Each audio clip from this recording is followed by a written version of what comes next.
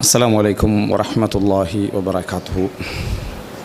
إن الحمد لله نحمده ونستعينه ونستغفره ونعوذ بالله من شرور أنفسنا ومن سيئات أعمالنا من يهده الله فلا مضل له ومن يضلل فلا هادي له وأشهد أن لا إله إلا الله وحده لا شريك له وأشهد أن محمدا عبده ورسوله أما بعد.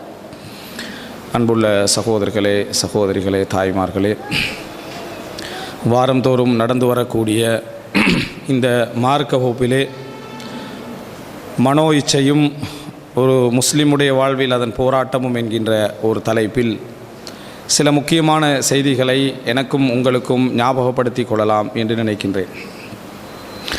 அன்புள்ள சகோதரர்களே, இந்த மனோ இச்சை என்கின்ற இந்த தலைப்பை பொறுத்தவரைக்கும் பல விதத்திலே அணுகப்பட்டிருக்கும். மனிதனுடைய உலக ஆசைகள் என்ற தலைப்பில், உலக மோகம் என்கின்ற தலைப்பில், அதேபோல மனிதனுடைய உள்ளமும் அதனது நோய்களும் என்கின்ற தலைப்பில், இப்படி பல கோணங்களிலே என்ன செய்திருக்கும். இந்த தலைப்பை நாங்கள் கேட்டிருப்போம், பார்த்திருப்போம், படித்திருப்போம். ஆனால் அந்த ஒவ்வொரு தலைப்பின் வழியில் அணுகுகின்ற நேரத்திலும் ஒரு தலைப்பில் இல்லாத சில அல்குரான் வசனங்களும் ஹதீஸ்களையும் இன்னொரு தலைப்பின் ஊடாக நாங்கள் தெரிந்து கொள்ள முடியும். அதனூடாக எங்களை ஞாபகமூட்டி கொள்ள முடியும். அதாவது உள்ளமும் அதனது நோய்களும் என்ற தலைப்பில் நாம் அணுகுகிற நேரத்தில் அதோடு உள்ளத்தோடு சம்பந்தப்பட்ட குர்ஆன் வசனங்கள், ஹதீஸ்கள், செயல்பாடுகளை நாம் அணுகுவதன் ஊடாக உள்ளத்தை அந்த வகை நாம் என்ன செய்கிறோம், அதாவது பண்படுத்தி கொள்கிறோம். அதுபோலதான் மனோ இச்சை என்கின்ற தலைப்பின் ஊடாக அந்த உள்ளத்துடைய பலகீனங்களையும் உள்ளத்துடைய ஆசைகளையும் நாம் அணுகுகிற நேரத்தில் அல் குர்ஆன் அணுகக்கூடிய அந்த பகுதியின் ஊடாகவும் நாங்கள் குர்ஆன் சுன்னாவை தெரிந்து கொள்கிறோம். எங்களை நாங்கள் என்ன செய்கிறோம், பக்குவப்படுத்தி கொள்கிறோம். அன்புள்ள சகோதரர்களே, எதுவாக இருந்தாலும் முத்தாய்ப்பாக ஒரு விஷயத்தை நாங்கள் தெரிந்து கொள்ள வேண்டும். அது என்ன அப்படி என்று சொன்னால், நல்ல மனிதர்களும் நல்ல மனிதர்களுடனான தொடர்பும் நல்ல மஜ்லிஸுகளும் அந்த மஜ்லிஸுகளில் நாம் அமர்வதும் தான் எம்மை இருக்கக்கூடிய அளவிலாவது ஈமானை பாதுகாத்து வைத்திருக்கிறது.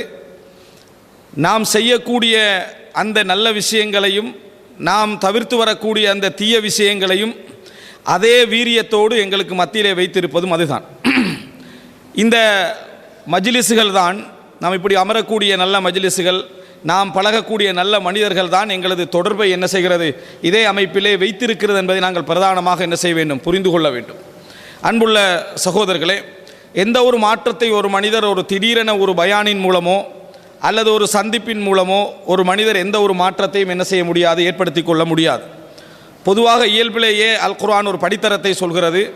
நல்ல விஷயங்களை கேட்கக்கூடிய வாய்ப்பு முதலாவது கிடைத்தல், இரண்டாவதாக அந்த வாய்ப்புக்கு பின்னால் உடனடியாக மாறுகின்றவர்களும் இருக்கிறார்கள், அது அறிவாக மட்டுமே இருக்கக்கூடியவர்களும் இருக்கிறார்கள். அல்லாஹ்வே குர்ஆனிலே சொல்கிறான், வலவ் அலிமல்லாஹு ஃபீஹிம் கைரன் லஅஸ்மஅஹும், அவர்களிலே ஒரு கைரை அல்லாஹ் அறிந்திருந்தால் அவர்களை கேட்க செய்திருப்பான். அப்போ கேட்பது என்பது ஒரு பெரிய ஒரு நலவு. இரண்டாவது கட்டம், கேட்டதன் பின்னால் அதை விளங்கக்கூடிய ஒரு நாள் அல்லாஹு தஆலா அவருக்கு ஏற்படுத்துவான். அதை விளங்கக்கூடிய ஒரு நாள் அவருக்கு அல்லாஹு தஆலா என்ன செய்வான், ஏற்படுத்துவான். விளங்கிய பின்னாலும் மாற்றங்கள் மனிதனிலே வரலாம் என்று சொல்ல முடியாது. உடனடியாக மாறுகின்றவர்களும் இருக்கிறார்கள், அப்படியே காலம் தாழ்த்துகின்றவர்களும் இருக்கிறார்கள். அதற்கு பின்னால் அதை உணரக்கூடிய ஒரு சந்தர்ப்பத்தை அல்லாஹு தஆலா என்ன செய்வான், ஒரு சூழலை, ஒரு நிகழ்வை அவரது வாழ்க்கையில் ஏற்படுத்துவான். அதைத்தான் நாம் சோதனை என்கிறோம். சோதனை என்ற தலைப்பில் நாங்கள் படிப்பதெல்லாம் இந்த மூன்றாவது கட்டமாகத்தான் இருக்கும். அது என்ன என்று சொன்னால், அவர் படித்த, அவர் விளங்கிய ஒரு விஷயத்தை வாழ்க்கையில் உணர்த்துகின்ற ஒரு விஷயம். சாதாரணமாக உணராமல் இருக்கக்கூடியவர், தெரிந்தும் விளங்காமல் இருக்கக்கூடியவர், விளங்கியும் அதை செயல்படுத்தாமல் இருக்கக்கூடியவருக்கு ஒரு சோதனை அதை என்ன செய்யும், அவருக்கு உணர வைக்கும். உணர்ந்த பின்னால் அவரது வாழ்க்கையில் அது அமலாக மாறும். அவரது வாழ்க்கையிலே அது அமலாக, செயல்பாடாக மாறிவிடும். இந்த செயல்பாடாக மாறிய பின்னால் அல்லாஹ்வுடைய தௌஃபீக் இருக்குமாக இருந்தால் ஐந்தாவது கட்டமாக இஸ்திம்ரார், சுபூத், அதிலே உறுதியாக நிற்றல், அதிலே தொடர்ந்து என்ன செய்தல், அதை கடைபிடித்தல் என்கின்ற அந்த ஐந்தாவது கட்டத்தை அவர் என்ன செய்வார், அடைவார். இதுதான் பொதுவாக உலகத்திலே எல்லா நிலைகளிலும் இருக்குது. ஆனால் மனோ இச்சை புகுந்து விட்டது என்று சொன்னால் இதே பகுதி ரிவர்ஸில் வரும். மனோ இச்சை ஒரு மனிதனை புகுந்து இஸ்திஹ்காமாகி அவரை ஆட்டி படைக்க ஆரம்பித்து விட்டது என்று சொன்னால் தொடர்ந்து செய்து வந்த நல்ல செயல்களை எல்லாம் என்ன செய்வார், அவர் அரைகுறையாக செய்ய ஆரம்பிப்பார். தொடர்ந்து தவிர்த்து வந்த கெட்ட செயல்களை எல்லாம் அவர் அதாவது எடைக்கெட அந்த பாவங்களை செய்ய ஆரம்பிப்பார். இப்படி ஒவ்வொரு நிலையிலும் இருந்து என்ன சோதனை ஏற்பட்டாலும் அந்த அமலே வாழ்க்கையில் இல்லாமல் போய்விடும். சோதனை ஏற்பட்டாலும் கூட உணராத ஒரு இடத்துக்கு வருவார். இந்த மனோ இச்சை என்ன செய்யும், ரிவர்ஸில் கொண்டு போகும். எல்லாவற்றையும் எல்லாம் தெரிஞ்ச பின்னாலையும் அவருக்கு சோதனை ஒன்றை ஏற்பட்டாலும் கண்ணாடியில் தண்ணி உளுந்து போனால் எப்படி இருக்குமோ அந்த லெவலுக்கு என்ன செஞ்சிடும், ஆகிவிடும். இந்த கொரோனாவில் நிறைய பேருக்கு ஏற்பட்ட மாதிரி, கொரோனா வந்து சிலருக்கு கனவு மாதிரி, சிலருக்கு கனவு மாதிரி, இரவுல தூங்கி காலையில் எழும்பின மாதிரி ஒரு இன்சிடென்ட். அது அவ்வளோதான், எந்த மாற்றமும் சிலருக்கு என்ன செய்யலை, ஏற்படுத்தவில்லை. இமாம் குர்துபி ரஹிமஹுல்லாஹ் அவர்கள் சொல்கிறார்கள், அதமுல் பலியா, சோதனைகளிலேயே ஒரு பெரிய லெவல் என்ன தெரியுமா, அல் மஅசியா இந்தல் முசீபா, சோதனை நேரத்தில் பாவம் செய்து கொண்டிருப்பது. சோதனைகளிலேயே ஒரு மிகப்பெரிய ஒரு சோதனை என்ன என்றால், சோதனை நேரத்தில் ஒருவன் பாவம் செய்து கொண்டிருப்பது. சோதனை கொடுப்பதே பாவத்தை உணர்ந்து அதிலிருந்து உணர்ந்து திருந்துவதற்கு. ஆனால் அந்த நேரத்தில் பாவத்தை ஒருவன் இரட்டிப்பாக செய்வானாக இருந்தால் அது அலமுல் பலியா, சோதனைகள்லையே அது வந்து ஒரு பெரிய லெவலில் அவர் என்ன செஞ்சிட்டாரு, அகப்பட்டு விட்டார் என்று சொல்லி இமாம் குர்துபி ரஹிமஹுல்லாஹ் அவர்கள் என்ன செய்கிறார்கள், சொல்கிறார்கள். அப்போ இதில் ரிவர்ஸில் நீங்கள் பார்த்தீங்கன்னு சொன்னால் சோதனை வந்தாலும் சரி அவர் என்ன செய்ய மாட்டார்கள், யோசிக்க மாட்டார்கள். அல்லாஹ் குர்ஆனிலே சொல்லி காட்டுகிறான், அவலா யரவுன அன்னஹும் யுஃப்தனூன ஃபீ குல்லி ஆமின் மர்ரத்தன் அவ் மர்ரத்தைன், ஒவ்வொரு வருடமும் அவர்கள் ஒரு முறையோ ரெண்டு முறையோ சோதிக்கப்படுகிறார்கள், அவர்கள் பார்க்கவில்லையான்னு கேட்கிறார். ஒவ்வொரு வருடமும் அவலா யரவுன அன்னஹும் யுஃப்தனூன ஃபீ குல்லி ஆமின் மர்ரத்தன் அவ் மர்ரத்தைன், ஒரு முறையோ ரெண்டு முறையோ அவர்கள் சோதிக்கப்பட்டு கொண்டு தான் இருக்கிறாங்க, அவர்கள் பார்க்கவில்லையான்னு கேட்குறான். அல்லாஹ் சொன்ன பிறகு தான் மக்கத்து காபிர்களுக்கே தெரியும் வருஷா வருஷம் அவங்களுக்கு சோதனை நடக்குதுண்டு. வருஷா வருஷம் சோதனை நடக்கிறேன் ஒருத்தன் சொல்லித்தான் நம்மளுக்கு தெரிய வேண்டும் என்று வைங்களேன். வருஷா வருஷம் ஒவ்வொரு மனிதனுக்கும் ஒவ்வொரு மனிதனுடைய வாழ்க்கையிலும் ஒரு சமூகத்துடைய வாழ்க்கையிலும் ஒரு ஊருடைய வாழ்க்கையிலையும் பெரிய சோதனை நடந்து கொண்டிருக்கிறது என்று இன்னொருத்தன் சொல்லி நம்ம தெரிகிற லெவலில் இருந்தால் நம்மளுடைய நிலைமை என்ன, நம்மளோட கல்வி என்னது, அந்த இடத்துல சிந்திக்க கூடாத ஒரு இடத்துக்கு போய்விட்டு இருக்கிறது. இதே மாதிரி தான் நாம் சந்தோஷமாக இருக்கிறோம் என்றதை இன்னொருத்தன் சொல்லி தான் நிறைய பேருக்கு தெரியும். நிறைய பேருக்கு அவரவர்கள் சந்தோஷமாக இருக்கிறார்கள்ன்றது நீங்கள் எப்படி சந்தோஷமாக இருக்கிறீங்கன்னு இன்னொருத்தன் சொன்னால் தான் தெரியும். அந்த அளவுக்கு அல்லாஹ்வுடைய நியாமத்தை பற்றி எந்த யோசனையும் இல்லை. மற்றவர்களை எல்லாம் பார்த்து அவன் எவ்வளோ சந்தோஷமாகிறான், இவன் எவ்வளோ சந்தோஷமாகிறான், இவன் எவ்வளோ சந்தோஷமாகிறான்னு நினச்சி கொண்டிருக்கக்கூடியவன் அவன் சந்தோஷமாகிறான்றத பக்கத்து வீட்டுக்காரன் சொன்னால் தான் என்ன தெரியும். நீ எவ்வளோ சந்தோஷமாகிற, அல்லாஹ் அவனுக்கு எவ்வளோ பெரிய நியமத்துக்களை தந்திக்கிறான்னு இன்னொருத்தன் சொல்லி தெரிகிற அளவுக்கு நிறைய பேர் நியமத்துக்களை பற்றிய உணர்வு என்ன செய்கிறது, இருந்து கொண்டிருப்பதை நம்ம பார்க்குறோம். இது வந்து அதாவது ரிவர்ஸில் நீங்கள் எடுத்து பார்த்தீங்கன்னு சொன்னால் மிகப்பெரிய ஒரு பாதிப்பு தான் சோதனை நேரத்தில் உணராமல் இருத்தலும், நியமத்துக்கள் இருக்கிறென்று புரியாமல் இருத்தலும், இந்த மாதிரியான நன்மைகள் விஷயங்களை உணராமல் இருத்தலும், நமக்கு வாழ்க்கையில் மாற்றங்களெல்லாம் ஏற்பட்டு கொண்டிருக்கிற என்பதை உணராமல் இருத்தலும் இது போன்ற ஒரு நிலை தான். அதற்கு பின்னால் என்ன நடக்கும் என்று சொன்னால் அல்லாஹ் தஆலா சொல்கிறானே, இல்மும் ஃபிக்ஹும், ஒரு விளக்கம் கிடச்சிருக்கும், ஒரு அறிவு கிடச்சிருக்கும் என்று சொல்கிறான் தானே, இதில் எந்த பிரயோசனம் இல்லாமல் போயிடும். இப்போ இந்த ரெண்டும் ஆரம்ப ரெண்டு கட்டமும் ஒரு மனிதனுக்கு தேவையான ஒரு அறிவையும் விளக்கத்தையும் கொடுக்கிறது. அதுக்கு பின்னால் உள்ளதெல்லாம் ரிசல்ட், அதனுடைய ரிசல்ட். ஒரு மனிதனுக்கு அறிவு கிடைக்குது, ஒரு விஷயம் செய்தி கேட்க கிடைக்குது, ரெண்டாவது என்ன, அதை பற்றி விளங்க கிடைக்குது. அதுக்கு பின்னால் வரக்கூடியதெல்லாம் என்னது, உணர்றது, அதை செயல்படுத்துவதற்கான அந்த அறிவு, அந்த செயல்படுதல், அது தொடர்ந்து அந்த செயல்பாடு இருத்தல் என்பதெல்லாம் அதனுடைய விளைவுகள். இந்த விளைவுகள் தலைகீழாக மாறிய பின்னால் இந்த ரெண்டுலையும் எந்த பிரயோசனமும் இல்லாமல் என்ன செஞ்சிடும், போய்விடும். அன்தர்த்தஹும் அம்லம் துன்திருஹும் ஃபஹும் லா யுமினூன், நீங்கள் இப்போ எச்சரித்தாலும் சரி எச்சரிக்காது விட்டாலும் சரி அவர்கள் ஈமான் கொள்ள மாட்டார்கள் அப்படின்னு அல்லாஹ் தஆலா சொல்லி காட்டுகிறான். சொல்லி காட்டுற நேரத்தில் அல்லாஹ் தஆலா எல்லா இடங்கள்லையும் நல்லவர்களுக்கு கெட்டவர்களுக்கு முனாஃபிகின்களுக்கு சொன்ன இடமெல்லாம் அல்லாஹ் என்ன சொல்கிறான்டா, ஹதமல்லாஹு அலா குலூபிஹிம் வ அலா சம்இஹிம் வ அலா அப்சாரிஹிம். ஹதமல்லாஹு அலா குலூபிஹிம், உள்ளங்கள்ல அல்லாஹ் தஆலா முத்திரை இட்டு விட்டான். உள்ளங்கள்ல முத்திரை என்பது விளங்குற உணர்வு அறிவு எல்லாத்தையும் இல்லாமாக்கிறோம், அதானே உள்ளங்கள்ல முத்திரை. பார்வையிலும் கேள்வியிலையும் அல்லாஹ் தஆலா முத்திரையிட்டு விட்டான்னு சொல்கிறான். அது என்ன, நம்ம சொன்னோமே என்ன, வலவ் அலிமல்லாஹு ஃபீஹிம் ஹைரன் ல அஸ்மஅஹும், அவர்களுக்கு அல்லாஹ் தஆலா நலவைத்து அவர்கள் நல்ல மனிதர்கள் நல்ல உணர்வுள்ளவர்கள் என்று தெரிந்திருந்தால் கேட்க வைத்திருப்பாண்டு. அந்த கேட்கிற தடை ஏற்பட்டு விட்டால் அதுக்கு பின்னால் நீங்கள் கொட்டுண்டு குர்ஆன் வசனங்களை கொட்டினாலும் நிறைய விளக்கங்களையெல்லாம் எடுத்து சொன்னாலும் சரி, கண்ணாடி மேலே தண்ணீர் வடிந்து போவதை போல் அதெல்லாம் என்ன செஞ்சிடும், வடிந்து போய்விடும். அதனால தான் இமாம் அதாவது இப்னுல் ஜௌஸி ரஹிமஹுல்லாஹ் அவர்கள் சொல்கிறார்கள், நீ வந்து பாவத்துக்கு பின்னால் பாவம் ஒன்று செஞ்ச பின்னால் பாவம் செஞ்சிட்டேன்னு உணர்ந்தி என்று சொன்னான், அதற்காக வேண்டி துடித்தா என்றால் ஃபஅலம் அறிந்துகொள், இன்னும் அல்லாஹு தாலா உனது உள்ளத்திலே ஒரு ஒளியை வைத்திருக்கிறான். இன்னும் உள்ளம் முழுசாக இருட்டாகல. பாவம் செஞ்ச பின்னால் உனக்கு வந்து அது பாவம் என்று விளங்குது, அதனால் நீ துடிச்சு போறாய் அப்படி என்று சொன்னால் இன்னும் கல்பில் என்ன வெளிச்சம் இருக்குன்னு அர்த்தம். என்றைக்கெல்லாம் நமக்கு விளங்கலையோ, விளங்கலை என்ற விஷயமும் விளங்காது. அதுக்கு பின்னால் என்ன விளங்கவில்லை என்ற செய்தியும் என்ன செய்யாது, விளங்காமல் போய்விடும். அப்போ அது வந்து ஹவா வந்து அந்த இடத்துல என்ன, அதாவது ஒரு முஸ்தஹ்கிமா ஆண்டு கொண்டிருக்கிறது, மனோ இச்சை வந்து என்ன ஆண்டு கொண்டிருக்கிற என்ற அர்த்தமாக அதை என்ன செய்துவிடும், மாறிவிடும். அன்புள்ள சகோதரர்களே, இப்போ மனோ இச்சையுடைய அந்த விளைவு எப்படி அதை ஏற்படுத்தும் என்பதை நான் உங்கள்கிட்ட சொல்லிட்டேன். அறிவுள்ளவர்களுக்கு மத்தியில் இப்போ நான் சொன்னது வந்து அறிந்து மார்க்கத்தை விளங்கி உணர்ந்து செயல்பட்டு அதை தொடர்ந்து இருத்தி கொண்டவர்களுக்கு அந்த மனோ இச்சை என்கின்றது ஒன்று வந்தால் அதை ரிவர்ஸில் எங்கே கொண்டு போய் என்ன செய்யும், நிறுத்தும். அதனுடைய பாதிப்புகள் அதை எப்படி ஏற்படுத்தும் என்பது. அறிவுள்ளவனுடைய சிச்சுவேஷன் இதுவாக இருந்தால், ஒரு மனோ இச்சை வந்து இந்த அளவுக்கு என்ன இருக்குமாக இருந்தால், அறிவில்லாத நிலையில் இருக்கக்கூடியவனுடைய நிலை எப்படி இருக்குன்னு நினைச்சு பாருங்க. அறிவுள்ளவனுடைய நிலையே இந்த மாதிரி இருக்குமாக இருந்தால் அறிவில்லாதவனுடைய நிலை எப்படி இருக்கும் என்பதை நீங்கள் என்ன நினைத்து பாருங்கள். அன்புள்ள சகோதரர்களே, அரபியிலே இந்த மனோ இச்சைக்கு சொல்லுவார்கள், நாங்கள் வந்து பொதுவாக பேச்சு வழக்கில் என்ன சொல்லுவோம்னா நஃப்ஸுன்றோம். சரி, சரியான தன்னா பிடிச்சவன் நஃப்ஸு பிடிச்சவன் என்னது அப்படி சொல்லுவோம். ஆனால் அரபில் பொதுவாக நஃப்ஸை வேறவாகவும் ஹவா என்று சொல்வார்கள். ஹவா என்பதைத்தான் மனோ இச்சை என்று குர்ஆனும் சுன்னாவும் என்ன செய்யும் சொல்லும். ஹவா அப்படி என்று சொல்றது. குர்ஆனில் இன்னொரு ஹவாவும் இருக்குது. அது என்னன்னா அஃஇதத்துஹும் ஹவா. அல்லாஹு தாலா சொல்லுகிறான், அவர்களுடைய இதயங்கள் நிலையற்றதாக, அதாவது எம்டியானதாக ஆகிவிடும். அந்த நிலையில் அவர்களுடைய இதயங்கள் இருக்கிறது அப்படின்னு சொல்றான். இந்த ரெண்டுக்கும் சம்பந்தம் இருக்குது. குர்ஆன் சொல்லக்கூடிய வார்த்தை மனோ இச்சைக்கு ஹவா என்றது. இன்னொன்று என்ன என்று சொன்னால் ஹவா உன் அப்படின்னு குர்ஆன் பேசும். அதாவது நம்ம ஹம்சா வச்சு சொல்லுவோமே, அப்படி ஒரு வார்த்தையை குர்ஆன் சொல்லும். இந்த ஹவா ஏற்பட்டவர்களுடைய உள்ளங்கள் எல்லாம் ஹவா ஆவாக இருக்கும். இதுதான் குர்ஆன் சொல்றது.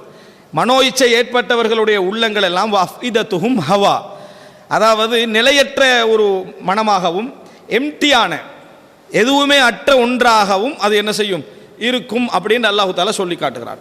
மனோ இச்சை தான் ஒரு மனிதனை ஆளக்கூடிய ஒரு அம்சம். அது முழுமையாக ஒருவனை என்ன வழிகெடுத்து நாசமாக்கி நரகத்தின் பக்கம் இழுத்துவிடும். எல்லா பாவங்களுக்கும் பின்னணியில் மனோ இச்சை என்கின்ற ஒரு பகுதி தான் இருக்கிறது என்பதற்கு நாம் அன்றாடம் ஓதக்கூடிய ஒரு சூரா வன்னாஸிஆத்தி கர்கா.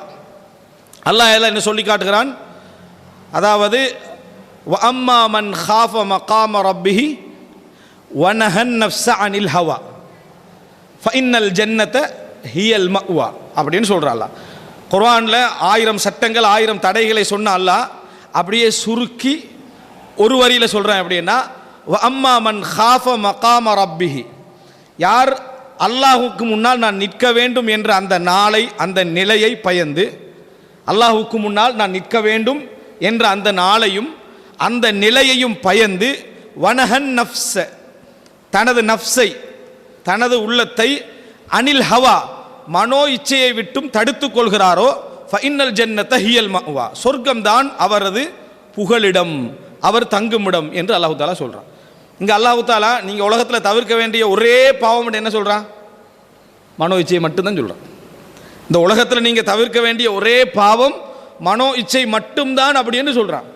அப்படி என்றால் அர்த்தம் என்ன, அந்த மனோ இச்சை தான் அல்லாஹ் தடுத்த எல்லாவற்றுக்குமான ஆணி வேறுன்ற அர்த்தம். இந்த இடத்துல அல்லாஹ் மனதையும் வேறாக்கி சொல்றான்.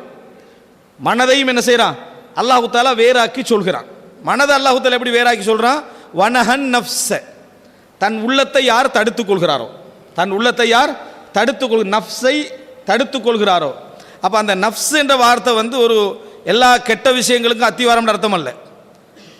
அல்லாஹு தாலாவை சொல்லி காட்டுகிறான். என்ன, யா அய்யுஹன் நஃப்ஸுல் முத்மஇன்னா, அமைதி, யா அய்யத்துஹன் நஃப்ஸுல் முத்மஇன்னா, அமைதி அடைந்த ஆத்மாவே, அமைதி அடைந்த ஆத்மாவே. அங்கே அல்லாஹு தாலா என்ன சொல்லி காட்டுறான், நஃப்ஸை தான் என்ன செய்யறான் சொல்றான். இந்த இடத்திலையும் அல்லாஹு தாலா வனஹன் நஃப்ஸ, தனது நஃப்ஸை தடுத்துக் கொள்கிறாரோ, அனில் ஹவா மனோ இச்சையை விட்டும், ஃபஇன்னல் ஜன்னத ஹியல் மஅவா, அவருக்கு சுவர்க்கம் தான் ஒதுங்குமிடம், புகலிடம் என்று அல்லாஹு தாலா சொல்கிறான். அப்போ இந்த இடத்துல நம்ம புரிந்து கொள்கிறோம், இந்த ஹவா என்ற மனோ இச்சை, குர்ஆன் சொல்லக்கூடிய ஹவா என்ற இந்த மனோ இச்சை தான் எல்லா விதமான கெடுதிகளுக்கும் அத்திவாரம் ஆணிவேர் அப்படின்றத புரிஞ்சுக்கொள்கிறோம். இன்னமும் நம்ம ஹவா என்றதை முழுதாக விளங்கிடணும். ஏன் அதாவது நம்ம இந்த விஷயங்களெல்லாம் விளங்கணும்னு நினைக்கிறோம்டா, இப்போ நம்ம எப்படி அதாவது எங்களை தடுத்துக்கொள்ள பழகிக்கிறோம் தெரியுமா? 2 சம்பவம் கேட்குறது, நல்ல உருக்கமான 2 சம்பவம் கேட்டால் நம்ம திருந்திரலாமண்டு எண்ணத்தில் தான் கிட்டத்தட்ட நிறைய பேர் 30-40 வருஷம் வாழ்க்கை என்ன செஞ்சுக்குது, போயிருக்குது. சம்பவம் கேட்குறது, திருப்பி அதோட முடிஞ்சிரு, இந்த பழைய சம்பவம் மட்டும்தானான்னு என்னது கேட்குறது. யாராவது ஒரே சம்பவத்தை ஒரு 10 நாளைக்கு சொல்லிக்கிட்டு என்ன சொல்லுவோம், புதிய சம்பவம் இல்லைன்ட்டு. அப்படின்னு அர்த்தம் என்ன, ஒரு ரசிகர் மண்டபம் மாதிரி விளங்கிட்டா, அந்த மாதிரி ஒரு இது சம்பவங்கள் என்றது எங்களோட உணர்வுகளை அப்படியே ஒரு என்னது இந்த செம்மைப்படுத்தி நிற்க வைக்கும் உண்மை. ஆனால் அறிவு கிடைக்காது, அறிவு விளக்கம் என்ன செய்யாது, அதில் கிடைக்காது. அறிவு விளக்கம் இருந்தால் மட்டும்தான் அவனால் என்ன செய்ய முடியும், ஒன்றில் தொடர்ந்து நிலைக்க முடியும். சில பாவங்கள் விஷயத்தில் நம்ம கவனமாக என்ன செய்ய முடியும், இருக்க முடியும் என்பதை நம்ம கவனிக்க வேண்டும். அதனால் இந்த ஹவன் நஃப்ஸ் என்ற சப்ஜெக்டை இங்கே சரியாக விளங்கிக்குங்க. ஹவா என்று சொல்கிறத அல்லாஹு தாலா முதலாவது குர்ஆன்லேயே எல்லா விதமான பாவங்களுக்கும் மூலகர்த்தாவாக அல்லாஹு தாலா என்ன செய்கிறான், சொல்லி காட்டுறான். இதனால தான் சில அறிஞர்கள் சொன்னார்கள், இந்த ரமதானில் ஷைத்தான்கள் விலங்கிடப்படுகிறார்களே, ஷைத்தான்கள் எல்லாம் விலங்கிடப்பட்டுரும். அப்போ எல்லாருக்கும் அன்றைக்கு என்ன ஷைத்தானுக்கு சார்பாகவே 2-3 கேள்வி கேட்டுருப்பாங்க. எல்லாரும் விலங்கிடப்பட்டால் எப்படி பாவங்கள் உலகத்தில் நடக்குது, எப்படி கெட்ட விஷயங்கள் நடக்குது, ஆராய்ச்சி தான். விளங்கிட்டா, நம்ம ஷைத்தான் விலங்கிடப்பட்டானே, நம்ம சந்தோஷமாக நம்ம நன்மைகளை எல்லாம் செய்வோமே. அதை விட முதல் கேள்வி என்னன்னா, ஷைத்தான் விலங்கிடப்பட்டால் உலகத்தில் எப்படி கெடுதி என்ன செய்து நடக்குது அப்படின்றது. இந்த மாதிரியான சிந்தனை போக்கு நிறைய பேர் என்ன தெரியும். இமாம் ஷாபிட்ட ஒரு அறிஞர் வந்து கேட்டாராம், ஷைத்தானுடைய மனைவியோட பேர் என்னன்னு. இமாம் ஷாபிட்ட வந்து இந்த மாதிரி ஆராய்ச்சி நிறைய பேர் நீ பாருங்க பாவம், விஷயம் என்னமோ இருக்கும், நம்ம படிக்க வேண்டிய என்னமோ இருக்கும். ஆனால் அவரோட கேள்வி ஃபுல்லாக இந்த ஷைத்தான் ஆராய்ச்சி தான் என்ன செய்யும் இருக்கும். என்ன கேள்வி, ஷைத்தானுடைய மனைவியோட பேர் என்ன. இமாம் ஷாபிக்கு கோபம் வருமா இல்லை, இது கேள்வியா இது? அவர் சொன்னார், நான் அந்த கல்யாணத்தில் கலந்து கொள்ளலேன். விளங்கிட்டா, அந்த மேரேஜ் ஃபங்க்ஷனுக்கு நான் என்ன செய்யலை, போகலேட்டு இமாம் ஷாபி பதில் சொன்னார் என்ற ஒரு செய்தியை நம்ம என்ன செய்வோம் பார்ப்போம். இந்த செய்தியில் என்ன நம்ம தெரிஞ்சுக்கொள்ளணும் அது கேட்குறது. இதனால சில அறிஞர்கள் இந்த ஷைத்தான் ரமலானில் விலங்கிடப்படுகிறது என்று சொன்னால் எப்படி அந்த மனிதர்கள் தவறு செய்கிறார்கள், தூண்டப்படுகிறார்கள் அப்படின்னு கேட்டதுக்கு, ஷைத்தானால் மட்டும்தான் மனிதன் கெட்டு போகிறான்னு அல்லாஹ் எங்கேயும் என்ன செய்யலை, சொல்லவில்லை.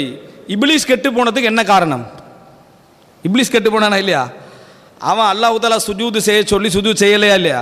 இப்லீஸுக்கு எடுத்தது எந்த இப்லீஸ்? இப்லீஸ் வந்து ஷைத்தானெல்லாம் இல்லாத டைமில் தான் அவன் கெட்டு போகிறான். இன்னொரு ஷைத்தானால் இப்லீஸ் கெட்டு போகலையே. இப்லீஸ் கெட்டு போனது ஹவன் நஃப்ஸ், அவன்ட உள்ளத்துடைய ஆசையும் உள்ளத்துடைய தூண்டுதலாலும் தான் அவன் என்ன செஞ்சான், கெட்டு போனான். இன்னொரு இப்லீஸ் அவனை வழி கெடுக்கல. அப்படி வந்தால் இப்லீஸ் அப்படியே போயிட்டே இருக்கும். அந்த இப்லீஸுக்கு ஒரு இப்லீஸ், அதுக்கு ஒரு இப்லீஸ், என்னென்ன அது போய்கிட்டே இருக்கும். ஆனால் இப்லீஸ் தவறி போனது எந்த இடத்துல என்று சொன்னால் ஹவன் நஃப்ஸ், அவனுக்கு மனோ இச்சை.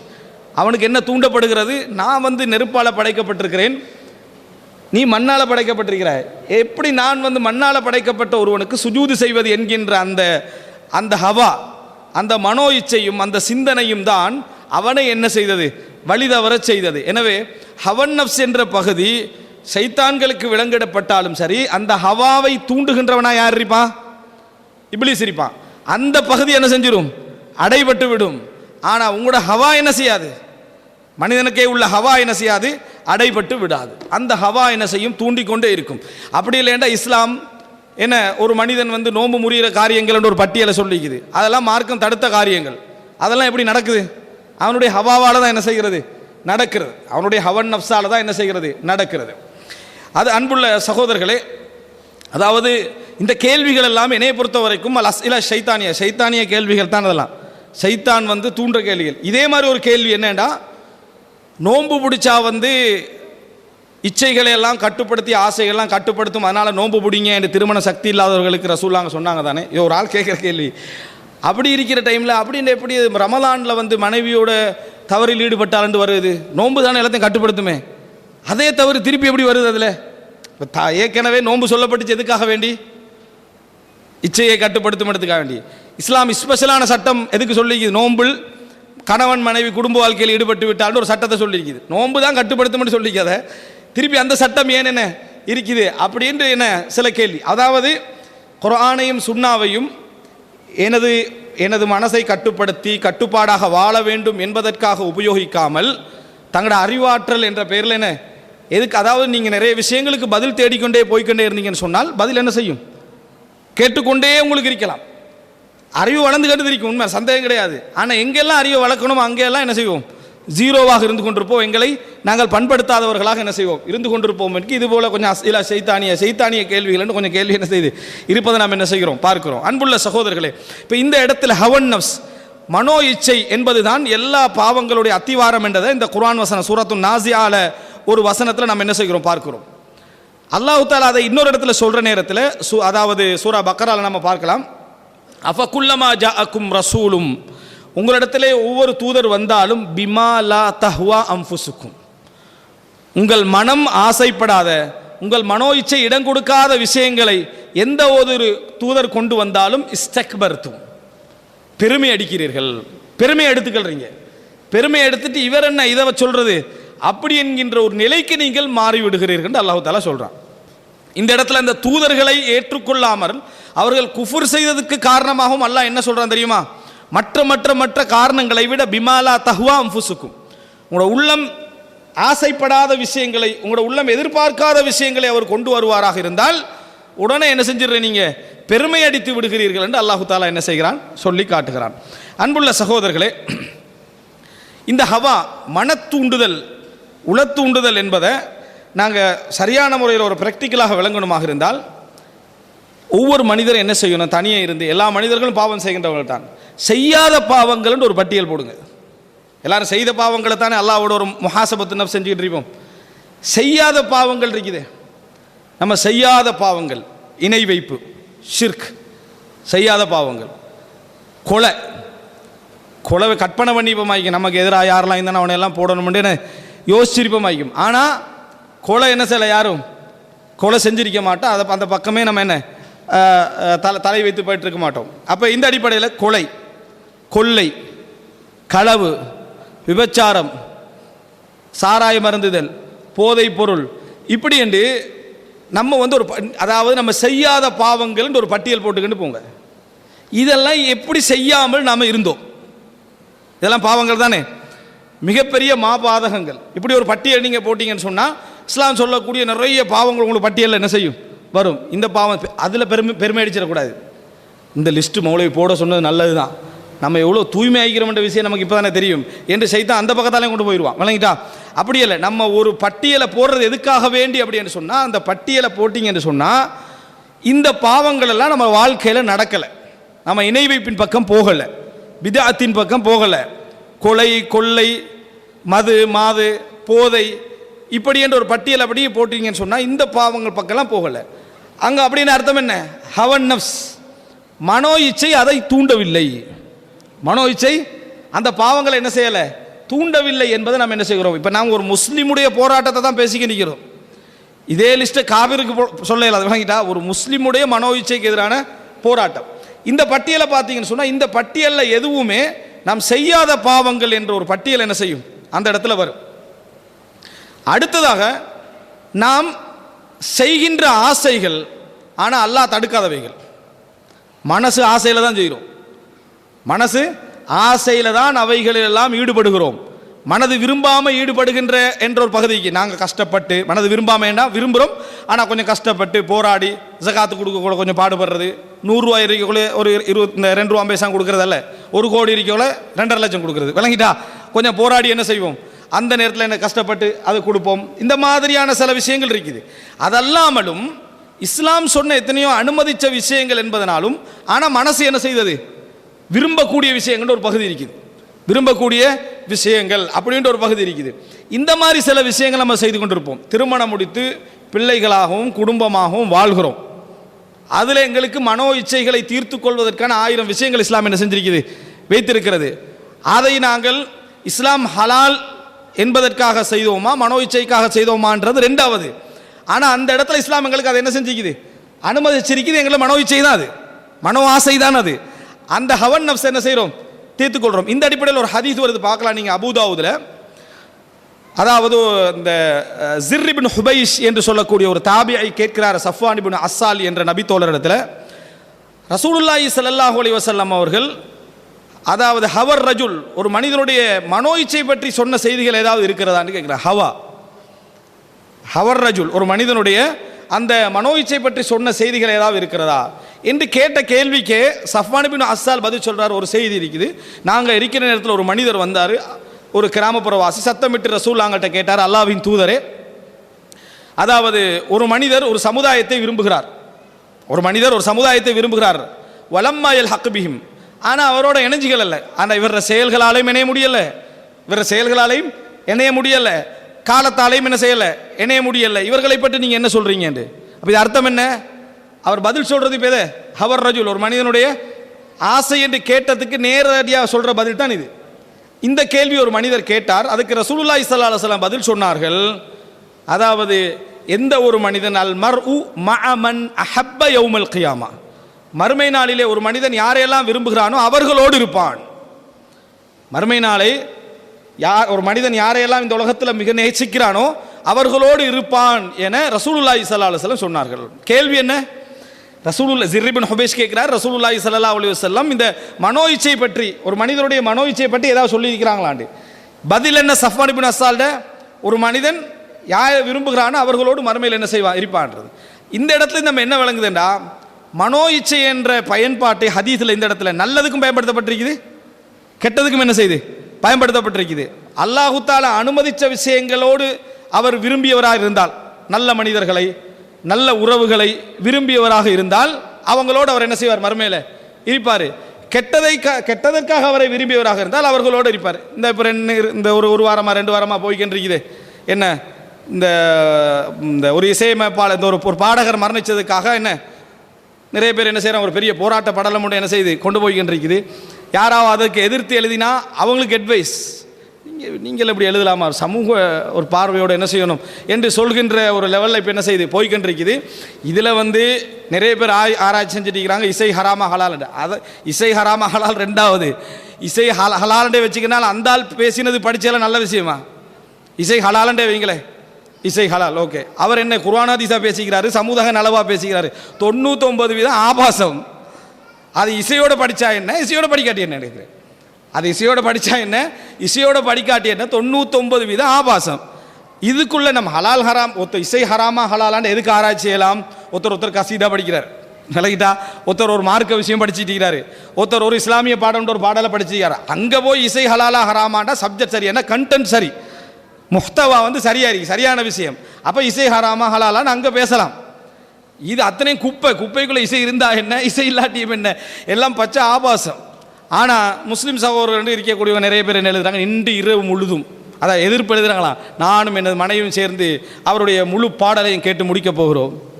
நீங்கள் அது பிரச்சனை என்ன, நாங்கள் அதுக்கு எதிர்க்கவும் இல்லை. அது ஏன் தெரியுமா, அவர் விரும்புகிறவரோட தான் அவர் மறுமையில் இருப்பார், அவர் விரும்புகிறவரோட தான் அவர் மறுமையில் இருப்பார், அவர் விரும்புகிறவருக்காக அவர் போராடுறாரு.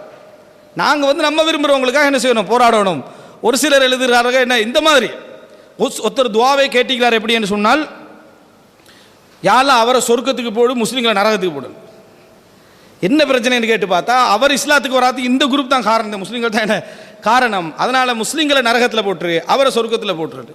சுபஹானல்லாஹ். இதை என்ன, அதாவது இதுக்கு பேர் என்ன தெரியுமா, அந்த ஹவா, அந்த மனோ இச்சை, அந்த மனிதனை விமர்சிக்கிற பேசாத விமர்சனத்துக்கு அப்பாற்பட்டவர், அவரை பற்றி பேசிடாத நீ என்ன செஞ்சுக்கிறாய், யார்கிட்ட கேட்குறாங்க, நல்ல நல்ல விஷயங்கள்லாம் படிப்பிச்சு கேட்குற ஆசிரியர்மார்கள்ட்ட உஸ்தாத்மார்கள்ட்ட கேள்வி என்ன தெரியும், நீ என்ன செஞ்சுக்கிற சமுதாயத்துக்கு, அவர் செஞ்ச ஏதாவது செஞ்சுக்கிறியான்னு சொல்லி, அவர் செஞ்ச ஏதாவது செஞ்சுக்கிறான்னு சொல்லி என்ன செய்கிறாங்க கேட்குறாங்க. அப்படின்னா எந்த அளவுக்கு அந்த ஒரு மனோ இச்சை அவங்களுடைய உள்ளத்தில் இஸ்திகாமா. இப்போ இந்த மாதிரி ஆக்களை நீங்கள் எவ்வளோ அட்வைஸ் பண்ணாலும், மார்க்க உரை நிகழ்த்தினாலும் சரி வராது. ஏன்னா காரணம் நோயாளிகள், அவங்க எந்த நிலைமையில் இருக்கிறாங்க, நோயாளிகள் என்ற நிலைமையில் இருக்கிறாங்க. இவர்களில் ஒரு பெரும் சட்டம் ஒன்று எப்ளை ஆகினால்தான் அது விலகும். இப்போ உதாரணமாக மிர்சதல் கனவி என்ற ஒரு நபித்தோழர், மனோ இச்சையோடு சம்பந்தப்பட்ட ஒரு செய்தி இது. அவர் விபச்சாரம் என்னது அல்லாஹு தாலா ஹராமாக்கி ஒதுங்கி மதீனால வாழ்றாரு, மதீனால வாழக்கூடிய ஒரு நபித்தோழர்.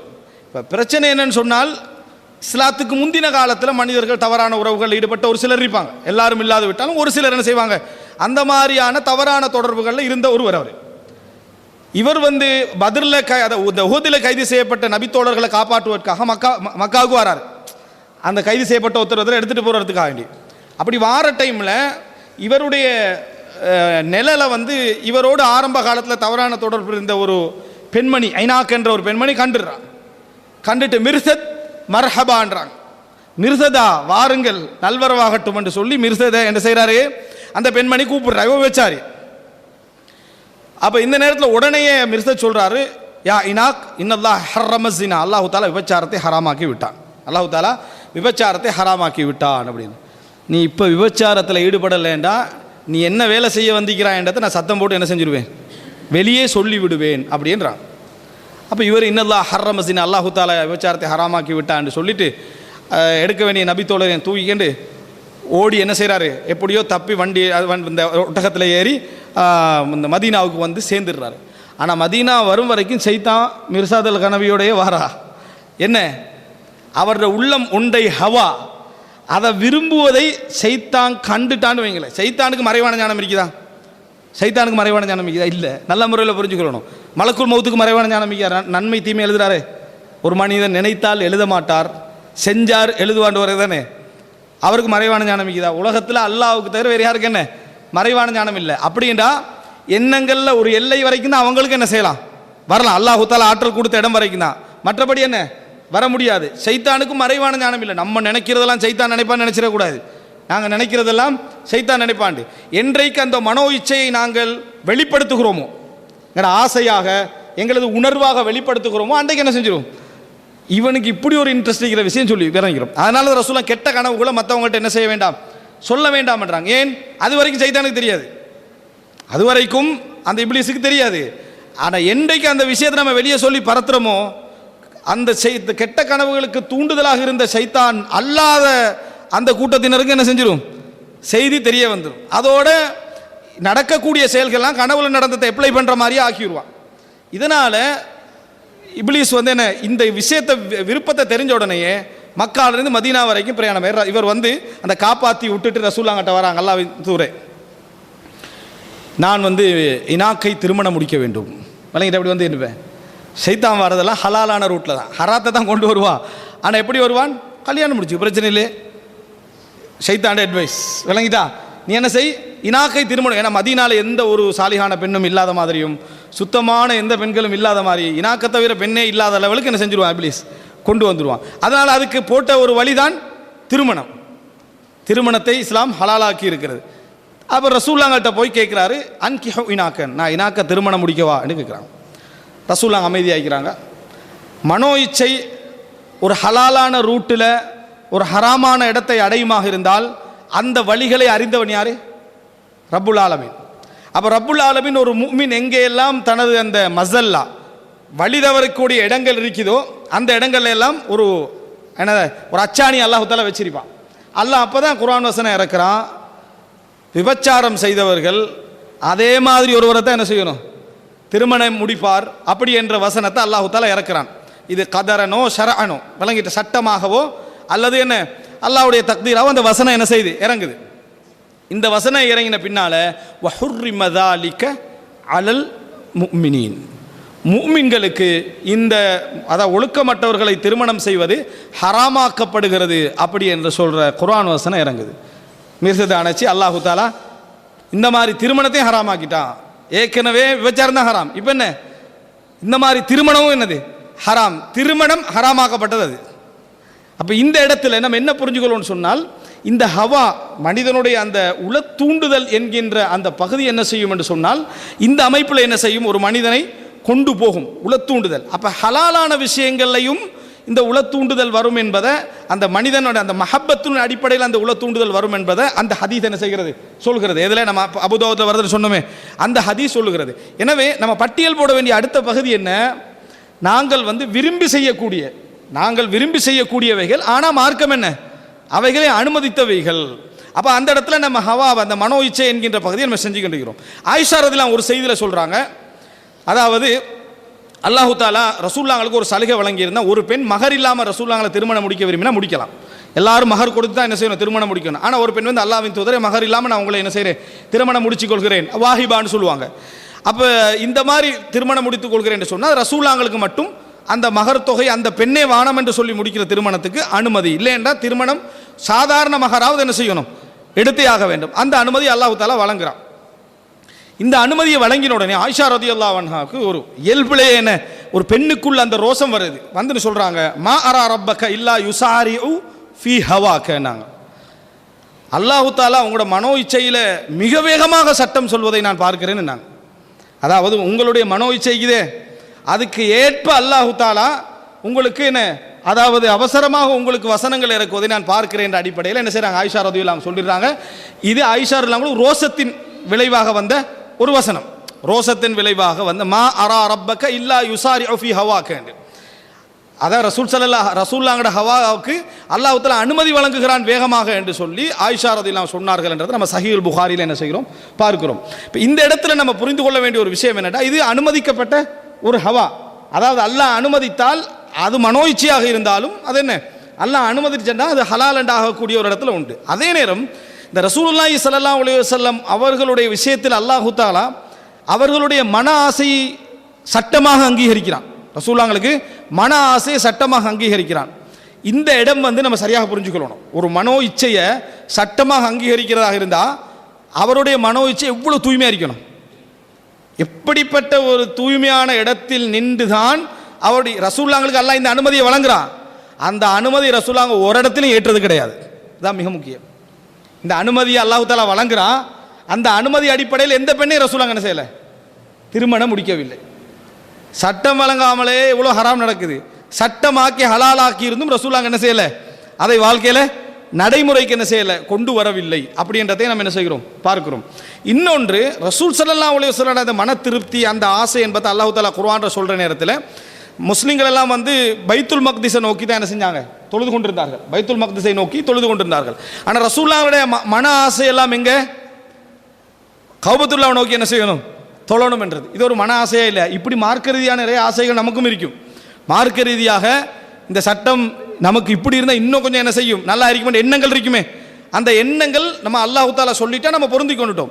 ரசூலுல்லாஹ்வோட உள்ளத்தில் பைத்துல் மக்திஸை நோக்கி அல்லாஹ் சட்டம் சொல்லி தொழுதுட்டு இருக்கிறோம். இதை விட கஅபத்துல்லாஹ்வை நோக்கி தொழுதா என்ன கொஞ்சம் நல்லா இருக்கும் என்ற எண்ணம் ரசூலுல்லாஹ்வோட உள்ளத்தில் இருக்குது. இப்படி இருக்கிற நேரத்தில் அல்லாஹ் வசனம் இறக்குறான், ஃபல நுவல்லியன்னக கிப்லத்தன் தர்தாஹா. இந்த வசனத்தை பாருங்க, ஃபல நுவல்லியன்னக கிப்லத்தன் தர்தாஹா.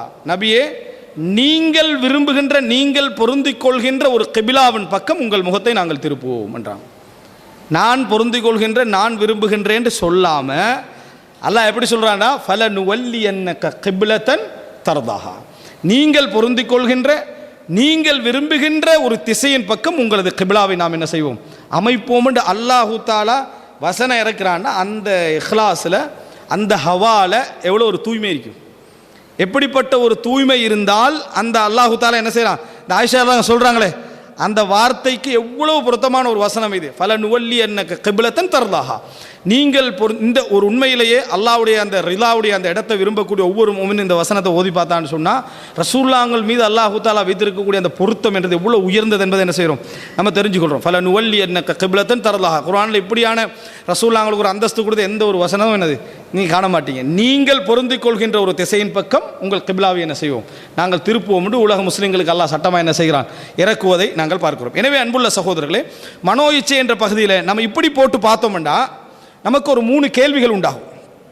என்னன்னா, அந்த மகா பாதக செயல்களை, மற்ற பாவங்களை எங்களை செய்யாமல் விட்டதற்கு காரணம் இந்த ஒரு 4-5 விஷயங்களில் ஒன்றாக இருக்கணும். ஒன்றில் சூழல், அல்லது அதன் பக்கம் உள்ள ஆசை இன்மை அல்லது தேவையின்மை, அதன் பக்கம் உள்ள ஆசையின்மை அல்லது தேவையின்மை, அல்லது அதனது பயங்கரம், உலக மறுமை பயங்கரம். இந்த 3 ஒரு காரணமாக இருக்கலாம்.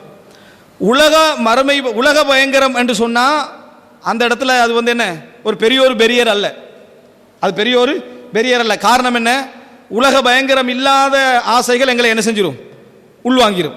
உலக பயங்கரம் இல்லாத ஆசைகள் உள்வாங்கிவிடும். மறுமையில் இது எவ்வளோ பெரிய ஒரு பயங்கரமாக வந்து நிற்கும் என்ற அறிவுதான் காரணமாக இருந்தால் நாங்கள் என்ன அருள்மிக்கவர்கள். காரணம் என்ன? அதே காரணம் எங்கெல்லாம் எப்ளை ஆகினால் நாம் என்ன செய்வோம்? அதே காரணம் எங்கே எப்ளை ஆகினால் நாம் என்ன செய்வோம்? எங்களை தவிர்த்துக் கொள்வோம். முதலாவது சப்ஜெக்டை புரிஞ்சுக்கொள்ளணும். மறுமை உலக அறிவு பயங்கரம் தான் காரணமாக இருக்குமாக இருந்தால் அது வெறும் உலக பயங்கரம் மட்டும்தான் என்றால் அந்த இடம் என்ன செஞ்சுட்டு போயிடும். இந்த இடத்தை நீங்கள் சரியாக புரிஞ்சுக்கொள்ளணும்னா அதுக்கு ரசூலுல்லாஹ் ஒரு செய்தி சொல்கிறாங்க. சபஅத்துன் யுதில்லுஹுமுல்லாஹு ஃபீ தில்லிஹி யௌம லா தில்ல இல்லா தில்லுஹ். இறைவனது நிழல் இல்லாத, அதை இறைவனது நிழலை தவிர வேறு எந்த நிழலும் இல்லாத நேரத்தில் அல்லாஹ் 7 பேருக்கு இடம் கொடுப்பானே. அதில் அல்லாஹ் தஆலா ஒரு பயங்கரத்தை நீக்கி ஒரு செய்தி சொல்கிறான். என்ன? வரஜுலுன் தஅத்தும் இம்ரஅத்துன் ذات منصب وجمال فقال இன்னி அகாஃபுல்லாஹ். ஒரு பெண் ஒருவரை அழைக்கிறார், விபச்சாரத்தின் பக்கம் அழைக்கிறார். அதில் உலக பயங்கரத்தை இல்லாம ஆக்குது அந்த செய்தி. என்ன? தாத்து மன்சிப், பதவியில் உள்ள ஒரு பெண். சிறைச்சாலை கிடையாது, விபச்சாரம் செய்யாடி தான் சிறைச்சாலை. யூசுப் அலைஹிஸ்ஸலாத்துக்கு கிடைச்ச மாதிரி. யூசுப் அலைஹிஸ்ஸலாத்துக்கு சிறைச்சாலை கிடைச்சதுனால விபச்சாரம் செய்யாதனால, செஞ்சிருந்தா சிறைச்சாலை இல்லை. தாத்து மன்சிப், பதவியில் இருக்கிறார். உலக பயங்கரம் உங்களுக்கு எதுவுமே இப்போ இல்லை. அங்கே பாதுகாப்பு, அந்த விபச்சாரத்தை உங்களுக்கு என்ன இருக்கு? பாதுகாப்பு இருக்கு. மன்சிப், தகுதியில் உள்ள அந்தஸ்தில் உள்ள ஒரு பெண் விபச்சாரத்துக்கு அழைக்கிறார். உலக பயங்கரம், உலக தூண்டுதல் இருக்குது. ஜமால், அழகு என்ன செய்து இருக்குது. சிலருக்கு என்னது உலக பயங்கரம் இல்லை, ஆனால் தூண்டுதல் இல்லாமல் இருக்கும். உலக தூண்டுதலும் இருக்குது. அதை ரசூலுல்லாஹ் சொல்றாங்க. தாத்து மன்சிபின் வ ஜமால், அழகும் இருக்குது, அந்தஸ்தும் இருக்குது. இப்போ ஒரே ஒரு பயங்கரம் தான் மிச்சம். எது? அல்லாஹ்வுடைய பயமும் மறுமையுடைய பயமும். அதற்காக வேண்டி மட்டும்தான் அவர் என்ன சொல்றாரு? நான் அல்லாஹ்வை என்ன செய்கிறேன்? பயப்படுகிறேன். நான் அல்லாஹ்வை பயப்படுகிறேன் என்று சொல்லி அந்த இடத்தை விட்டு ஒதுங்குறாரு. அப்ப நிழல் கொடுக்கப்படுவதெல்லாம் விபச்சாரத்தை தவிர்த்ததற்காக அல்ல, விபச்சாரத்தை தவிர்த்ததற்காக அல்ல நிழல். விபச்சாரம் என்றது சிலருடைய வாழ்க்கையில் குரோஸ் பண்ணியே இருக்காது. ஆனால் குரோஸ் பண்ணி உலக பயங்கரமும் இல்லாத நிலையில கிடைச்சியும் அல்லாஹ் என்ற ஒரே ஒரு அறிவுக்காக மட்டும், அந்த ஒரு நிலைக்காக மட்டும் ஒருவர் நான் அல்லாஹ்வை பயப்படுகிறேன் என்று சொன்னால் அவருக்கு நிழல் உண்டு என்ற செய்தியை நாம் என்ன செய்கிறோம்? இந்த இடத்திலிருந்து நாம் என்ன செய்கிறோம்? புரிந்து கொள்கிறோம். எனவே அதாவது ஒரு பாவத்திலிருந்து மனோ இச்சையை தவிர்ப்பதில் மிக முக்கியமான ஒரு பங்கு வகிப்பது மறுமையில் இந்த உலக பயங்கரத்தோடு சேர்த்து, உலகத்துடைய அந்த விளைவு, உலகத்துடைய நிலைகள், இவைகளோடு சேர்த்து மறுமையில் அதற்கு எவ்வளோ பெரிய கூலி என்பது, மறுமையில் அதற்கு எவ்வளோ பெரிய கூலி, மறுமையில் அதற்கு எவ்வளோ பெரிய அந்தஸ்து இருக்கிறது என்கின்ற அந்த சிந்தனை தான் ஒரு மிகப்பெரிய இடத்துக்கு ஒரு மனிதனை கொண்டு வந்து சேர்க்கும். மார்க்க அறிவு. மார்க்க அறிவென்ற என்ன? அந்த பாவம் எவ்வளவு பயங்கரமானது, மறுமையில் எப்படிப்பட்ட தண்டனை அதுக்கு என்ன செய்யும்? கிடைக்கும். அல்லாஹ் நாளை மறுமையில் நமக்கு ஏறெடுத்தும் பார்க்காத அளவுக்குள்ள பாவமா அது.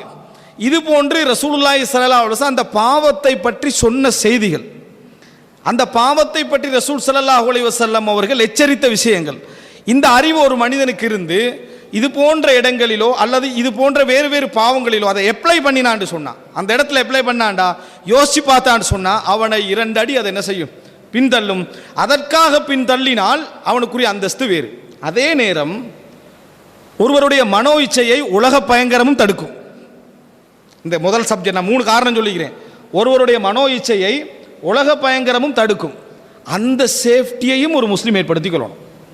மார்க் அறிவை எடுத்துக்கொள்ளணும். உலக பயங்கரமும் ஒரு மனிதனுக்கு என்ன செய்யும்? தடுக்கும். ஒருத்தர் கொள்ளை அடிக்கணும்னு போறாரு உதாரணமாக, அவரோட மனோ இச்சை அது நிலைய சம்பாத்தியாக இருக்கும், நல்லா சம்பாதிக்கும்.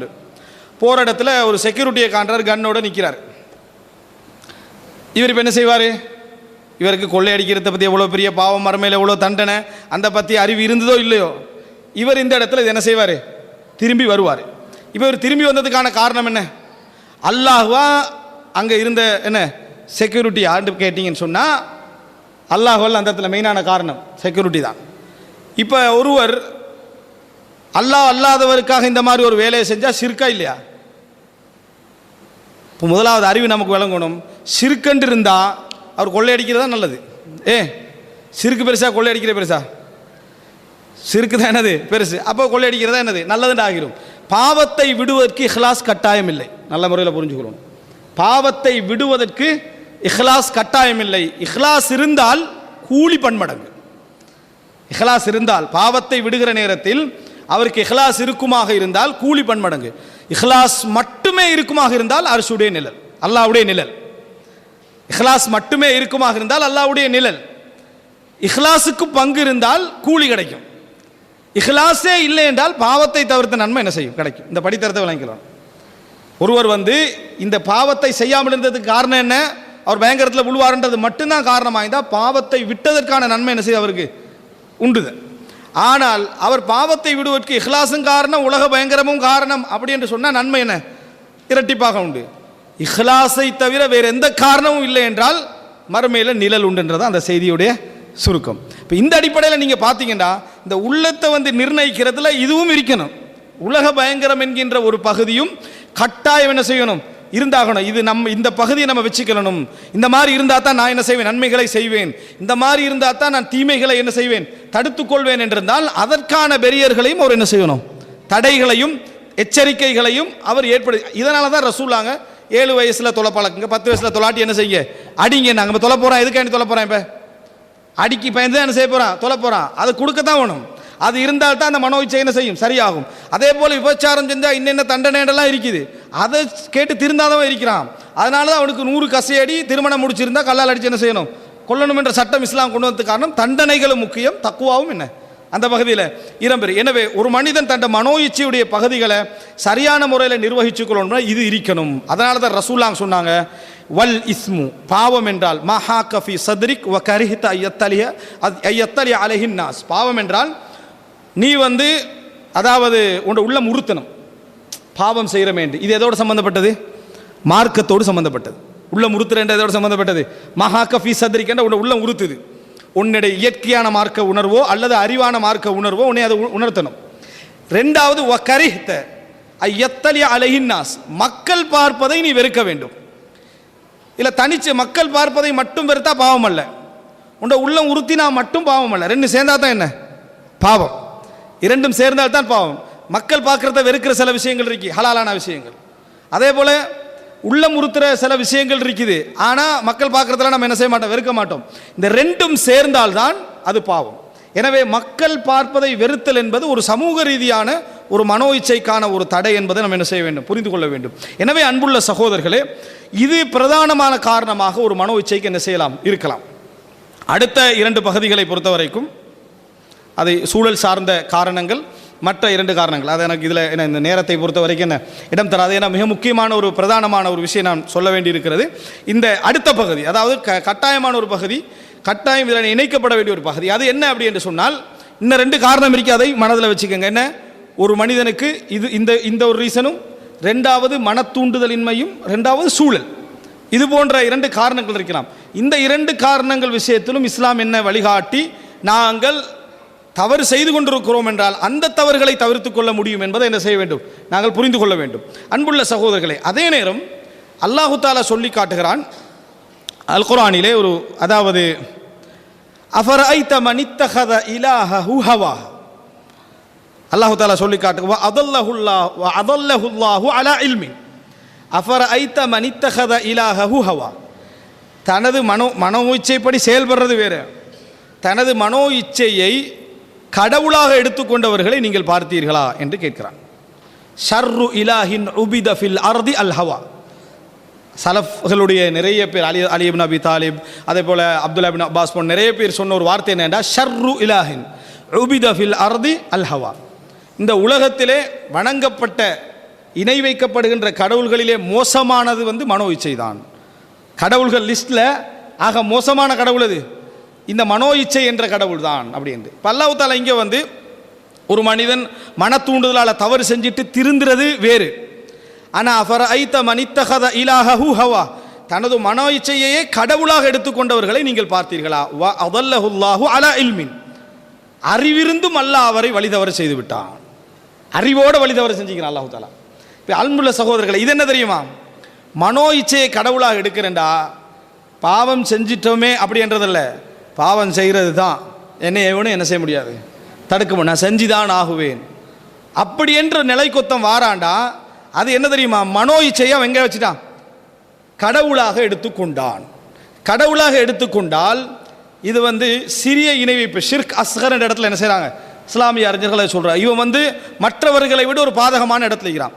வட்டி எடுக்கிறேன்னு அவனுக்கு சொல்லப்படுது, எடுக்காத பிழைன்னு சொல்லப்படுது, இது ஒழுக்கக்கேடுன்னு சொல்லப்படுது, இந்த மாதிரி களவு வேலைகளை செய்யாதன்னு சொல்லப்படுது. சொல்லப்பட்டாலும் அவன் உள்ளத்தில் இது நான் தொடர்ந்து செய்வேன், நான் செஞ்சுதான் ஆகுவேன் என்ற ஒரு முடிவு இருந்தால் அது அர்த்தம் அவன் மனோ இச்சைக்கு இடைக்கட அகப்படுகிறான் அர்த்தம் அல்ல. மனோ இச்சை தான் அவனது கடவுள் என்று அர்த்தம். மனோ இச்சை தான் கடவுள் அர்த்தம். அப்போ அந்த சலஃபுகள் சொன்ன அந்த வார்த்தை அடிப்படையில் பார்த்தீங்கன்னா அவன் ஒரு இணை வைப்பில் என்ன செய்கிறான் இருக்கிறான். ஏன் அது சொன்னா நான் செய்வேன் என்ற லெவலில் அவன் இருக்கிறான். ஷர்ரு இலாஹின் உபித ஃபில் அர்தி அல் ஹவா, இந்த உலகத்திலேயே வணங்கப்படக்கூடிய கடவுள்களில் மோசமான நிலை இதற்கு உண்டு அப்படி என்று சொல்லி அல்லாஹு தாலா, அதாவது அப்துல்லா இப்னு அப்பாஸ் அவங்க சொல்லி காட்டுறாங்க. இது அல்லாஹு தாலா குர்ஆன்ல ஒரு இடத்துல சொல்ற நேரத்தில் சூரா ஆராஃப் 175 தொடக்கம் 177 வரைக்கும் வத்லு அலைஹிம் நபா அல்லதி ஆத்தைனாஹு ஆயாத்தினா ஃபன்ஸலஹ மின்ஹா, நாம் எமது அத்தாட்சிகளையும் அறிவையும் அல் குர்ஆன் வசனங்களையும் கொடுத்து அதிலிருந்து நழுவி சென்ற மனிதனுடைய செய்தியை அவர்களுக்கு சொல்லுங்கள். அல்லாஹ் ஒரு மனிதனை செலக்ட் பண்ணி அவருக்கு அறிவை கொடுத்து மார்க்க விளக்கத்தை கொடுத்து அந்தஸ்தை கொடுத்து எல்லாம் கொடுக்குறான். ஃபன்ஸலஹ மின்ஹா, தோல்ல இருந்து சதை தனியாக வெளியாகிற மாதிரி அதில் இருந்து அவர் என்ன செஞ்சிட்டாரு, தனியாகிட்டார். இன்சிலாஹ் அப்படியே என்ன அதை விட்டு நழுவி போறார். அப்போ அல்லாஹு தஆலா மார்க்க அறிவை கொடுத்து உலக அத்தாட்சிகளெல்லாம் அவர் கையில் கொடுத்து எல்லா புர்ஹான்களையும் கொடுத்த பின்னாலும் அந்த இதிலிருந்து அவர் என்ன செய்கிறார், பொசிஷனை தானே விலக்கி கொள்கிறார். எதன் காரணமாக விலக்கிக் கொள்கிறார் என்று சொன்னால் அல்லாஹு தஆலா சொல்றான், ஃபஅத்பஅஹு ஷைத்தானு ஃபகான மினல் காவின், ஷைத்தான் என்ன செஞ்சான்டா தன்னையே அவன் ஃபாலோ பண்ணுமாறு ஆக்கிட்டான். தன்னையே அந்த மார்க் அறிவு கொடுக்கப்பட்ட மார்க் அத்தாட்சி கொடுக்கப்பட்டவன் தன்னையே ஃபாலோ பண்ற லெவலுக்கு ஷைத்தான் என்ன செஞ்சிட்டான், ஆக்கிவிட்டான். வழி தவறியவர்களில் ஒருவராக அவர் ஆகிவிட்டான். சொல்லிட்டு அல்லாஹ் வலவ் ஷி'னா லரஃபஅனாஹு பிஹா, நாங்கள் நாடி இருந்தால் அந்த அருளை கொண்டு அந்த அத்தாட்சிகளை கொண்டு அந்த அல் குர்ஆன் வசனங்களை கொண்டு அவரை பெரிய இடத்துக்கு கொண்டு போயிருப்போம், உயர்த்தி இருப்போம், புகழ மேலோங்க செய்திருப்போம், அந்தஸ்துள்ளவராக நாம் என்ன செய்திருப்போம், ஆக்கி இருப்போம். வலக்கின்னஹு அஹ்லத இலல் அர்த், ஆனால் அவர் உலக முகத்தில் உலகத்தை தேடிக்கின்றார். அஹ்லத இலல் அர்த் ஹுலூத் இலல் அர்த், பூமியின் பக்கம் தன் கல்பை என்ன செஞ்சிட்டாரு, திருப்பிட்டார். இது நல்ல முறையில் புரிஞ்சுக்கங்க. மனோ இச்சையில் அகப்பட்டு ஒரு தவறு ரெண்டு தவறு செய்யறதில்ல. உள்ளத்தில் அவரோட ஆசையெல்லாம் என்ன, என்னத்துக்கு இந்த மார்க்கம், என்னத்துக்கு இது போல பெரிய கஷ்டத்தோட நம்ம ஏன் இப்படி இருந்துட்டு இருக்கணும், அப்படியெல்லாம் விட்டு போட்டு நம்ம ஃப்ரீயாக நின்றுட்டோம்டா. அதில் ஒரு இடையில ஒரு ஈமானிய ஆசையும் இருக்குது. கடைசியில் தௌபா செஞ்சிட்டோம்டா, ஃபிரௌன் தௌபா செஞ்ச மாதிரி விளங்கிட்டா. கடைசியில் தௌபா செஞ்சிட்டோம்டா அது வரைக்கும் கையை விட்டு போகிறது, கையை விட்டு கடைசி வரைக்கும் போகிறது. கடைசியில் ஒரு தௌபா செஞ்சிட்டோம்டா போதுமானது என்று சொல்லி. என்ன காரணம், உலக மோகம், பக்கத்தில் உள்ளவன் முன்னேறதை பார்க்கறது, முன்னூற்றுக்குள்ள முன்னேற பார்க்கறது, பொருட்களை அது மாதிரி நானும் இருக்கணும். அது மாதிரி என்ன நிம்மதியாக உலகத்தில் வீட்டில் சாப்பிட இயலாது, நிம்மதியாக போகலாம், நிம்மதியாக வரையலாது, ஏன் மற்றவனை போல நம்மளும் வாழணும் என்கின்ற ஆசை. ஏற்கனவே சில வேளை அவர் உயர்ந்த அந்தஸ்தில் இருந்திருப்பார், அந்த நிலைக்கு திருப்பி வரணும் என்ற ஒரு வேட்கையாக கூட என்ன செய்யலாம், இருக்கலாம். இது அவர்களை உலக மோகத்தின் பக்கம் இழுத்து சென்று அல்லாஹ் கொடுத்த அருளிலிருந்து இன்சிலாஹ் விலகிறார். அல்லாஹு தாலா சொல்றான், நான் விரும்பி இருந்தால் உயர்ந்த இடத்தை அவருக்கு கொடுத்திருப்பேன் என்று சொல்லிட்டு அல்லாஹு தாலா சொல்றான், ஃபமஸலுஹு, அவருடைய உதாரணம் கமஸலில் கல்ப், நாயின் உதாரணம். இப்படி வாழ்றவங்களுடைய உதாரணம் என்ன தெரியுமா, நாய். அந்த நாயுடைய உதாரணம் அல்ல, நாயை உதாரணம் சொல்லுகின்ற முக்கியமான இடங்கள் இதுவும் உண்டு. நாயின் உதாரணம், அந்த நாயை பொறுத்த வரைக்கும் இன் தஹ்மில் அலைஹி யல்ஹஸ் வ இன் தத்ருகுஹு யல்ஹஸ். நாய் வாயை மூடி போனதை எங்கேயா கண்டிக்கிறீங்களா? நாய் என்றைக்கும் வாய் மூடி போவார். அது நாக்கை தொங்க விட்டு போட்டு அந்த என்னது தண்டை இந்த எச்சிலை வடிச்சிக்கிட்டு தான் நாய் என்ன செய்யும், எப்பயும் போகும். விரட்டி நீங்கள் உலகத்தில் உண்மையில் விரட்டக்குள்ள தான் மனுஷன் என்ன செய்யணும், இழைக்கணும். இழைச்சி நாக்கை தொங்க போட்டு போகணும். அந்த நேரத்தில் தான் அல்லாஹ் தாலா சொல்ல, நீ விரட்டினாலும் அப்படி தான் ஓடும், அது நீ சும்மா ஓடு அப்பயும் அப்படி தான் என்ன செய்யும், அது இருக்கும் அப்படின்னு அல்லாஹ் தாலா. இதுதான் அவருடைய உதாரணம். அதாவது இவனுக்கு எவ்வளவுதான் மார்க்க அறிவை கொடுத்து மார்க்க விளக்கங்களை கொடுத்து அத்தாட்சிகளை கொட்டினாலும் இவன் வாய் மூட போறது இல்லை. அதையெல்லாம் தடுத்து கண்டாலும் இவன் வாய் மூட போறது இல்லை. இந்த நாயுடைய உதாரணம் தான் இவரது உதாரணம். எனவே அல்லாஹு தாலா தான் கொடுத்த அருள், தான் கொடுத்த அத்தாட்சி எல்லாத்தையும் இவரது உலக மோகமும் அந்த மனோ இச்சை ஆசையின் காரணமாக நாயுடைய இடத்துக்கு அல்லாஹு தாலா என்ன செய்யறான், உதாரணம் சொல்லிவிட்டு அல்லாஹு தாலா சொல்லி காட்டுகிறான். அதாவது மசலன், இந்த உதாரணங்கள் மிக கெட்ட உதாரணம் இந்த மனிதருக்கு. இந்த மனிதருக்கு இது ஒரு கெடுதியை அல்லாஹு தாலா, அதாவது மிக தாழ்ந்த ஒரு உதாரணத்தை அல்லாஹு தாலா இப்படிப்பட்ட மனிதர்களுக்கு சொல்லி காட்டுவதாக அல்லாஹு தாலா சொல்லி காட்டுகிறான். அன்புள்ள சகோதரர்களே, இதை நாம் புரிந்து கொண்டோம் என்று சொன்னால் இந்த மனோ இச்சை என்கின்ற பகுதிக்கு ஒரு பெரிய ஒரு ஆழமிக்க ஒரு தாக்கம் இருப்பதை நம்ம தெரிஞ்சுக்கலாம். நான் கொண்டு வந்த செய்திகள் நிறைய உண்டு, ஆனால் இது ஒரு நீங்கள் ஒரு பேசிக்கான ஒரு அடிப்படையான ஒரு செய்தியாக என்ன செய்யுங்க, இவைகளை எடுத்துக்கொள்ளுங்கள். எடுத்து மிக பிரதானமாக, அதாவது இதெல்லாம் சொல்லப்பட்டவையெல்லாம் செய்திகள், ஆனால் நம்ம வாழ்க்கையில் ஒரு சேஞ்சை நம்ம காணணும் அப்படி என்கின்ற மாதிரி சிந்திப்போம் என்று சொன்னால் மனோ இச்சையுடைய அந்த வீரியத்தை சரியான முறையில் உணரணும் என்றால் நம்ம சொன்ன அந்த விஷயங்கள் 3 பட்டியல். 1 நாம் செய்யாத பாவங்கள், நாங்கள் செய்யாத பாவங்கள். 2 நாம் செய்கின்றவைகள் பாவங்கள் அல்ல, ஆனால் மனோ ஆசைகள், இஸ்லாம் அனுமதித்தவைகள், இஸ்லாம் அனுமதித்தவைகள் ஆனால் மனோ ஆசைகள். 3வது இஸ்லாம் தடுத்து நாம் செய்கின்ற தவறுகள். இந்த 3லையும் செய்யாத பாவங்கள் என்ற ஒரு பட்டியல் இருக்குது. இவைகளை செய்யாமல் இருப்பதற்கு 3ல் ஒரு காரணம் தான் என்ன செய்யலாம் இருக்கலாம். உலக பயங்கரம், அல்லது மறுமை பற்றி அறிவோடு சம்பந்தப்பட்ட ஒரு பயங்கரம், அல்லது சூழல், அல்லது மனத்தூண்டல். இப்போ ஏன் இதுக்கு மனத்தூண்டல் இல்லை, அங்கே ஏன் ஒரு மனத்தூண்டல் என்ன செய்கிறது ஏற்படுகிறது, ஏன் இதனுடைய சூழல் எனக்கு பாதிக்கல, அந்த சூழல் எனக்கு என்ன செய்யுது பாதிக்குது என்ற கேள்விகள் எழுப்புகிற நேரத்திலேயே மிக முக்கியமான சில விஷயங்கள் என்ன செஞ்சிடும் எங்களுக்கு வந்துடும். ஹதீஸ்களில் நிறைய அதற்கான அந்த அகத்தூண்டுதல் என்ற பகுதியில் தீர்வுகள் இருக்குது. நம்மளை எவ்வளோ படிக்கிறோம், அந்த கொலை செய்த மனிதரை நீ ஊரை விட்டு போன ஒரு அறிஞர் சொன்னார் தானே, அவர் கொலையை பார்க்கல, நீ கொலை செய்யாதேன்னு சொல்லலை, நீ ஊரை விட்டு போனாலே கொலை என்ன செய்யாது நடக்காது, நீ ஊரை விட்டு போனாலே கொலை நடக்க.